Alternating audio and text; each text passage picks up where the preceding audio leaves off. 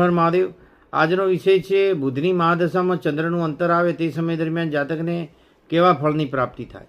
તો જન્મ કુંડળીની અંદર કેન્દ્ર અથવા ત્રિકોણમાં બેઠેલો ચંદ્ર, ગુરુની દ્રષ્ટિમાં રહેલો ચંદ્ર, તેની આ અંતરદશા દરમિયાન જાતકને વિવિધ પ્રકારના ઉત્તમ સુખો આપે છે અને જાતકને ફેમિલીથી માંડીને તમામ રીતે આ સમય એક સુવર્ણ સમય કહેવાતો હોય છે। બીજું, સંગીતનો અને વાણીથી થતા ફાયદા તે આ સમય દરમિયાન જાતકને લાભ અપાવે છે અને કુંડળીની અંદર બુધ જ્યાં હોય ત્યાંથી કેન્દ્રમાં કે ત્રિકોણમાં ચંદ્ર બેઠો હોય તો અને 11મા સ્થાનમાં હોય તો પણ આ પ્રકારનો ચંદ્ર તેની આ અંતરદશામાં સારું ફળ આપે છે।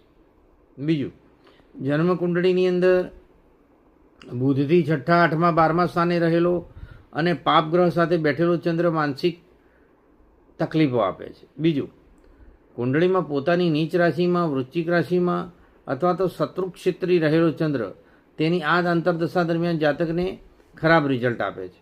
તો આ સમય દરમિયાન જાતકને શું કરવું જોઈએ? ચંદ્રના જાપ, તેના પ્રિય પદાર્થોનું દાન અને મહામૃત્યુંજયનું અનુષ્ઠાન કરાવવાથી તેને તકલીફમાં ઘણો બધો ઘટાડો જોવા મળે। હર હર મહાદેવ।